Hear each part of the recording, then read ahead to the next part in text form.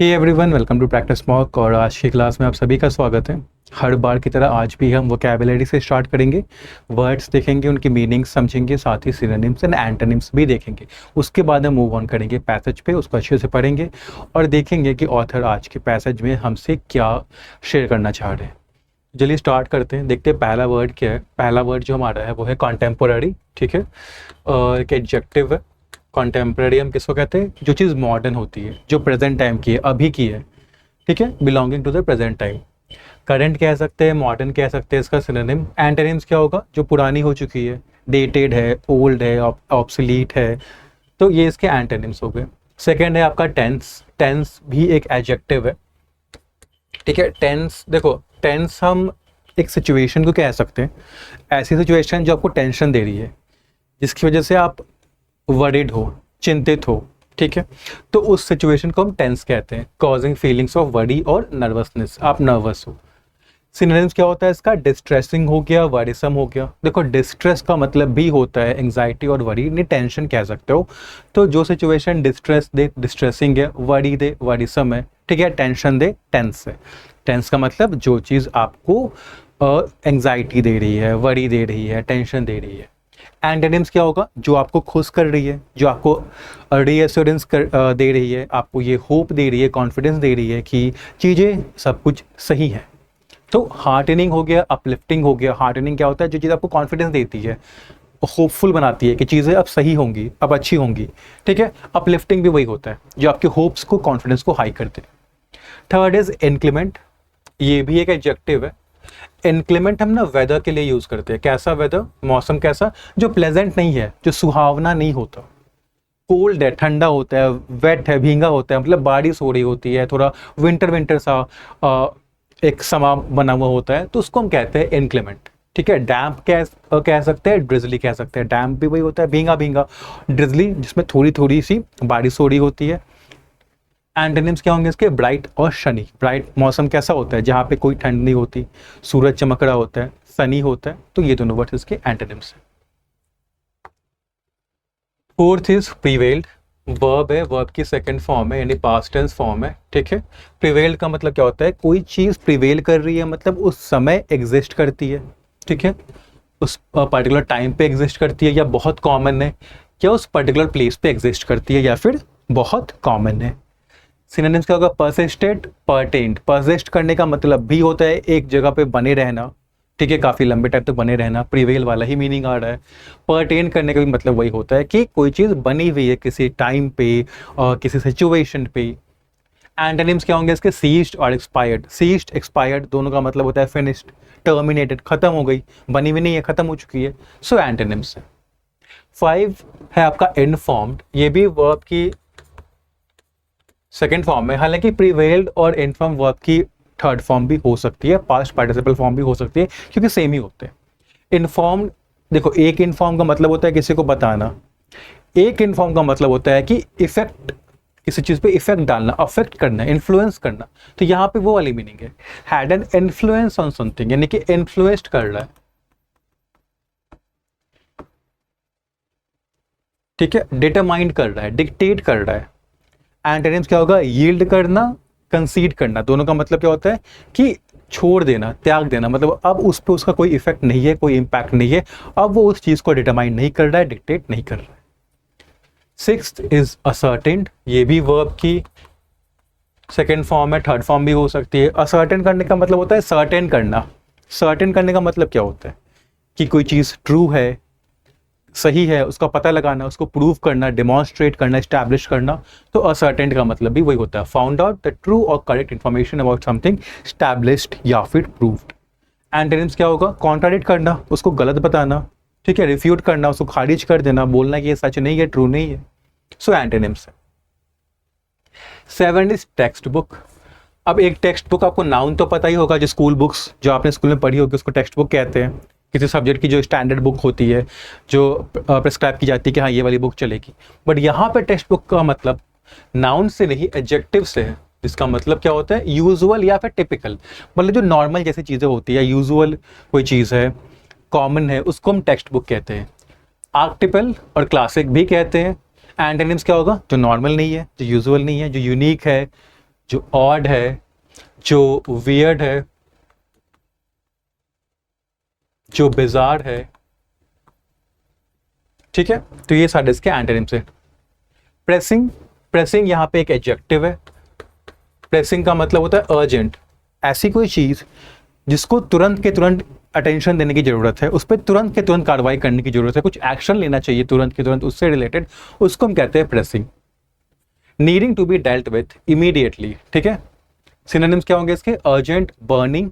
देखो अर्जेंट तो समझ में आ रहा है, अर्जेंट मतलब कि अभी अभी हमें इस पर कोई डिसीजन लेना होगा, कोई एक्शन लेना होगा।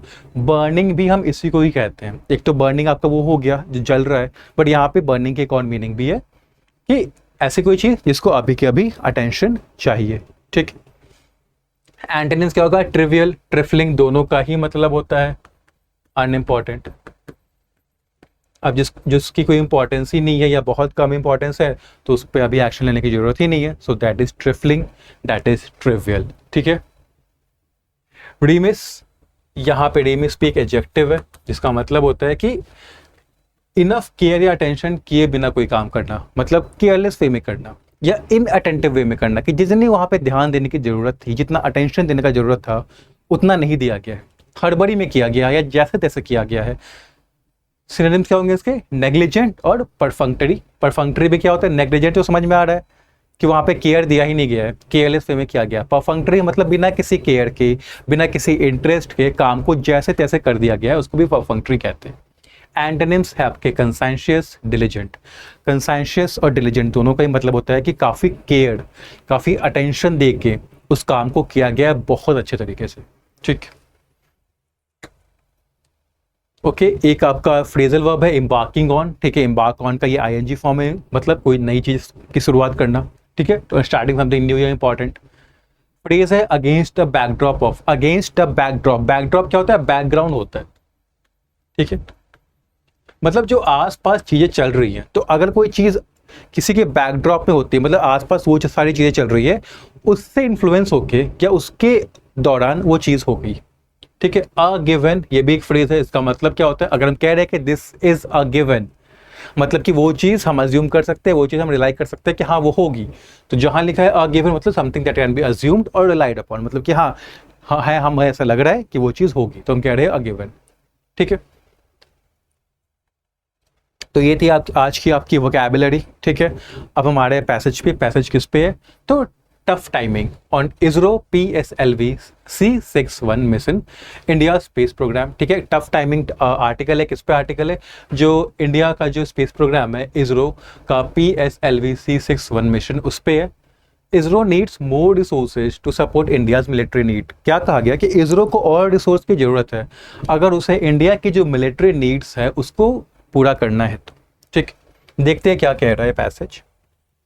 एक बार यहाँ पे आप पॉज करके पहले से पढ़ लेना, ठीक है, फिर देखना कि क्या आपका जो भी आपने समझा क्या वही चीज यहाँ पे कही गई है, ठीक।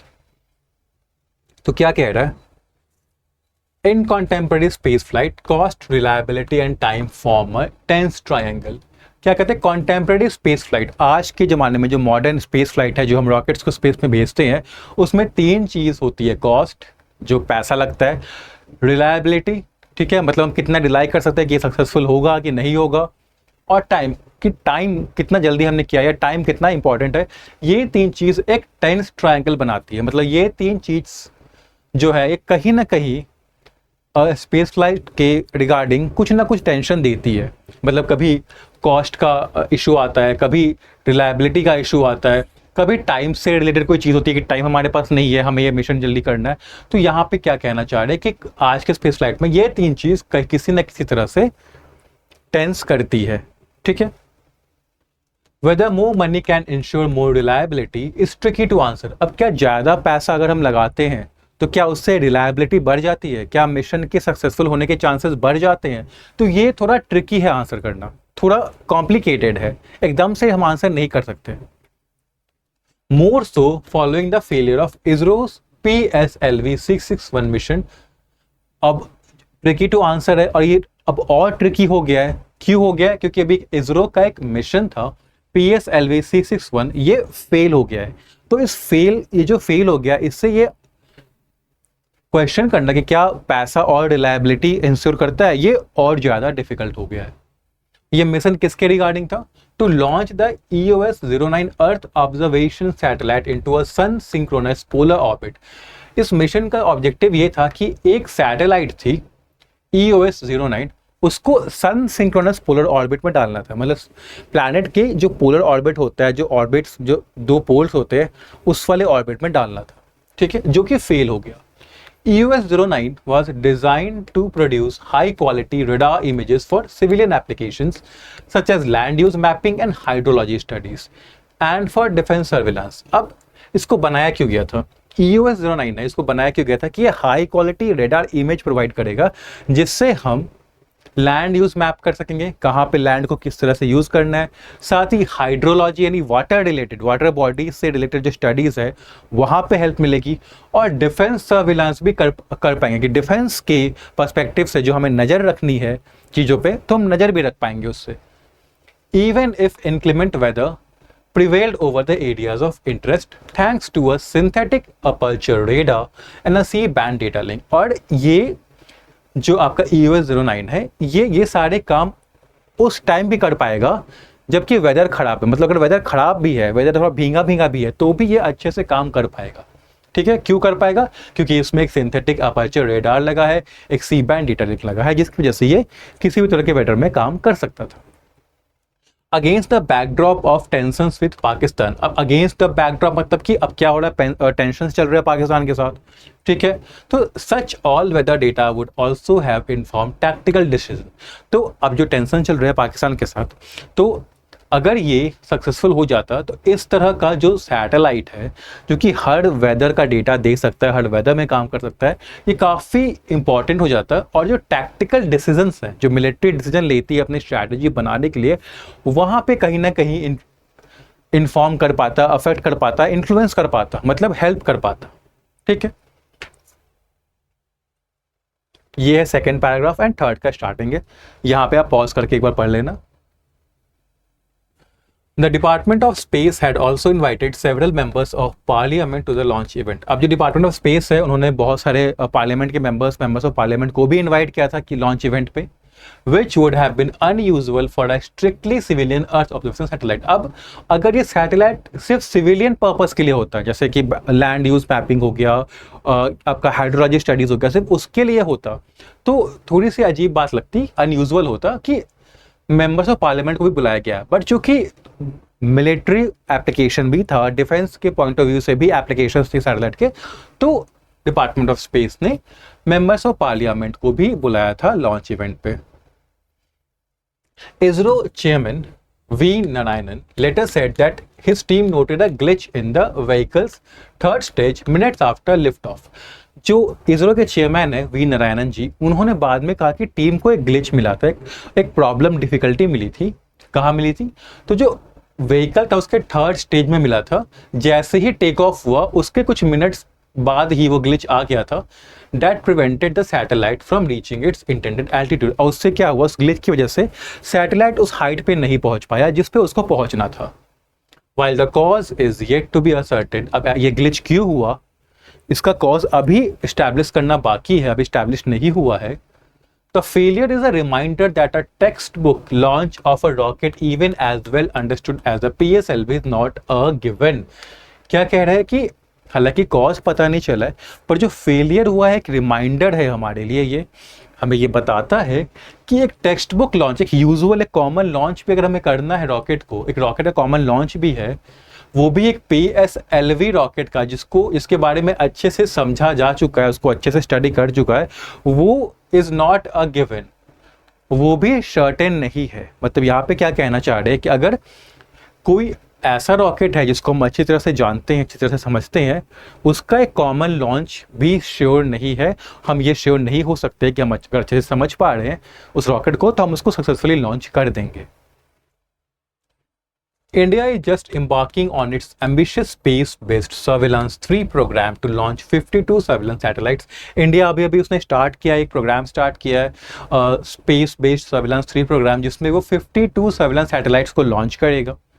31 are to be built in the private sector, जिसमें से 31 जो है वो प्राइवेट सेक्टर बनाएगी, विच स्टिल नीड्स इसरो's गाइडेंस, हालांकि प्राइवेट सेक्टर बनाएगी बट इसरो की गाइडेंस वहाँ पे चाहिए, इसरो के गाइडेंस वहाँ पे जरूरत होगा इन 31 सैटेलाइट्स को बनाने के लिए।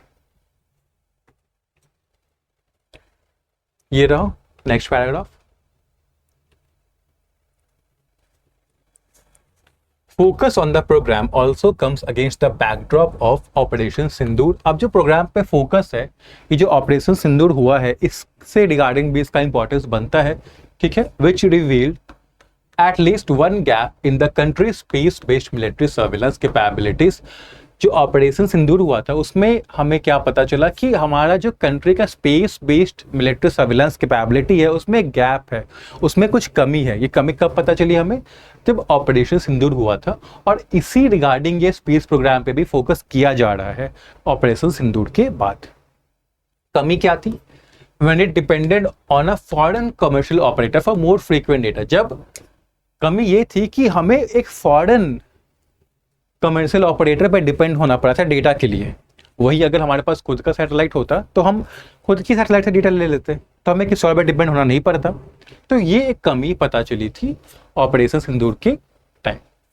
Small margins of error in rocket components operation separate success from failure. अगर छोटी छोटी गलती भी होती है तो सक्सेस फेलियर में बदल सकता है। जब रॉकेट कंपोनेंट्स में छोटे छोटे एरर अगर हो जाते हैं तो सक्सेस फेलियर में हो सकता है। इसलिए बहुत क्रिटिकल होता है ये जो स्पेस फ्लाइट मिशंस होते हैं। एंड दस कॉस्ट फ्रॉम रिलायबिलिटी, और फिर कॉस्ट और रिलायबिलिटी को भी अलग अलग कर देता है। Time however is a separate matter. Time एक सेपरेट मैटर है, उसको अलग से देखने की जरूरत है। The pressing need for surveillance capabilities if not improving the understanding of climate change and disaster risk over India means that developers lack the luxury of time while also coming under greater pressure to deliver across both civilian and military domains। अब अगर time की बात करें तो time कैसे एक issue है, तो वो बताया गया है यहाँ पे कि एक प्रेसिंग, एक अर्जेंट नीड है सर्विलेंस कैपेबिलिटीज की। हमें तुरंत से तुरंत अपने सर्विलेंस कैपेबिलिटीज को बढ़ाना है, तो टाइम कम है यहाँ पे क्योंकि तुरंत करना है। मीन्स दैट, अब यहाँ पे क्या लिखा है, if not improving the understanding of climate change and disaster risk over India. अब अगर चलो इस बात को छोड़ भी दे कि क्लाइमेट चेंज को हम बाद में भी देख सकते हैं, जो डिजास्टर रिस्क है वो थोड़ा बाद में भी हम कर सकते हैं, उसकी अंडरस्टैंडिंग हम बाद में भी कर सकते हैं, बट जो सर्विलेंस कैपेबिलिटीज है उसको तो तुरंत के तुरंत हमें इंप्रूव करना है। तो उस पॉइंट ऑफ व्यू से क्या है कि डेवलपर्स हैं, उनके पास लग्जरी ऑफ टाइम नहीं है, मतलब टाइम नहीं है उनके पास, उनको कम टाइम में ही वर्क करना है। और while also coming under greater pressure, अब प्रेशर भी है उन पे क्योंकि उनको सिविलियन पर्पस के लिए भी और मिलिट्री डोमेन्स के लिए भी डिजाइन करके रॉकेट्स बनाने। तो यहाँ पे क्या है, टाइम का भी एक फैक्टर है जो कि चीजें थोड़ी सी चैलेंजिंग कर रहा है। ये रहा आपका last paragraph. The PSLV C61 failure follows the failure in January to place the NVS-02 navigation satellite into its designated orbit। अब जो PSLV C61 का फेलियर है, it follows the failure in January. Follow मतलब कि बाद में हुआ है। किसके बाद में हुआ है? तो ये फेलियर एक और फेलियर जो जनवरी में हुआ था उसके बाद ये दूसरा फेलियर है। जनवरी में कौन सा फेलियर हुआ था? जब NVS-02 नेविगेशन सैटेलाइट को हम ऑर्बिट में नहीं रख पाए थे, तो जनवरी में वो फेलियर हुआ और उसके बाद अभी ये दूसरा फेलियर हुआ है PSLV वाला। Between an increasingly crowded launch manifest, research and development, data acquisition and processing pipelines, limited access to manufacturing capacity, and the human space flight program, it will not be remiss to increase the resources available to ISRO, if only to ensure its ability to meet India's military needs while carrying on with other enterprises। अब यहाँ पे क्या किया जा रहा है? यहाँ पे क्या है कि लॉन्च मैनिफेस्ट, देखिए जो लॉन्च की लिस्ट है, कितने रॉकेट्स को लॉन्च करना है वो बढ़ती जा रही है, ठीक है। रिसर्च और डेवलपमेंट करना है, डेटा लेना है और प्रोसेस करना है, वो प्रोसेस भी लंबा है। फिर उसके बाद मैन्युफैक्चरिंग कैपेसिटी लिमिटेड है, उसके बाद ह्यूमन स्पेस फ्लाइट प्रोग्राम भी है, मतलब काफ़ी सारी चीज़ें साथ में हो रही है। तो यहाँ पे ये रिमिस नहीं होगा, मतलब कि यहाँ पे ये केयरफुल चीज़ होगी कि हमें क्या करना है कि हमें रिसोर्सेज बढ़ाने होंगे। अगर इसरो को इंश्योर करना है कि वो इंडिया की मिलिट्री नीड्स की एबिलिटी को बढ़ा सके, साथ में साथ जो बाकी उसके प्रोजेक्ट्स है उस पर भी काम कर सके, तो हमें इसरो कि रिसोर्सेज को बढ़ाना होगा, हमें इसरो को और रिसोर्स देना होगा, तभी वो इतनी सारी चीज़ें कर पाएगा। All of which are becoming time sensitive in a highly competitive global industry. और ये सभी चीज़ें हमें जल्दी करनी होगी, कि टाइम सेंसिटिव इशू है।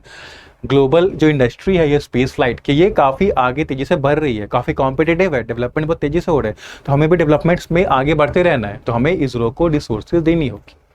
ठीक है, तो ऑथर ने क्या बात कही है यहाँ पे? सबसे पहले ऑथर ने क्या बताया? सबसे पहले ये बताया उन्होंने कि जो स्पेस मिशंस होते हैं उनमें कॉस्ट, रिलायबिलिटी और टाइम इंपॉर्टेंट फैक्टर प्ले करता है। ऐसे फैक्टर जो कि चैलेंजेस बढ़ाते हैं, टेंशन देते हैं। ठीक है, फिर उन्होंने क्या बताया कि लॉन्च, जो PSLV लॉन्च मिशन है वो फेल हो गया है। ठीक है, फिर उसका पर्पस बताया क्या करना था, तो वो सिविलियन एप्लीकेशन जिसमें वो लैंड यूज मैपिंग और हाइड्रोलॉजी स्टडीज़ करता, और डिफेंस के पॉइंट ऑफ व्यू से भी उसके एप्लीकेशंस थे। ठीक है, और जो पाकिस्तान में टेंशन हो रहे हैं तो वहाँ पे ये काफ़ी काम आता। ठीक है, जैसे कि वहाँ पे जो मिलिट्री स्ट्रैटेजी डिसीजन ले रही थी वहाँ पे ये काम आता। ठीक है, उसके बाद उन्होंने ये बताया कि डिपार्टमेंट ऑफ स्पेस ने मेंबर्स ऑफ पार्लियामेंट को बुलाया है। फिर बाद में उन्होंने कहा इसरो चेयरमैन ने कि टीम को एक ग्लिच मिला था जिसके कारण रॉकेट उस हाइट पे नहीं पहुंच सका, मिशन फेल हो गया। ठीक है, अभी कॉज पता नहीं चला है, लेकिन ये फेलियर से हमें ये बात पता चलती है कि अगर हम किसी रॉकेट को अच्छे से समझते हैं तो इसका मतलब ये गारंटी नहीं है कि उसका लॉन्च सक्सेसफुल होगा। ठीक है, मतलब चीज़ें अभी और इम्प्रूव करने की ज़रूरत है। उसके बाद इंडिया के स्पेस बेस्ड सर्विलेंस प्रोग्राम की बात हुई यहाँ पे। ठीक है, उसके बाद यहाँ पे भी बात हुई कि कैसे हमें ऑपरेशन सिंदूर के टाइम एक गैप मिला हमारे स्पेस बेस्ड मिलिट्री सर्विलेंस में, जहाँ पे हमें दूसरे फॉरेन ऑपरेटर पे डिपेंड रहना पड़ा था। उस गैप को फिल करने के लिए ही इस तरह के प्रोग्राम्स की नीड है। उसके बाद फिर क्या है यहाँ पे, इसका उन्होंने बताया कि टाइम, पहले तो उन्होंने कॉस्ट और रिलायबिलिटी की बात कही, फिर यहाँ पे टाइम वाला एंगल भी कैसे किया कि टाइम भी कैसे है, तो टाइम भी अगेंस्ट है क्योंकि इसरो के बहुत सारे प्रोजेक्ट्स हैं।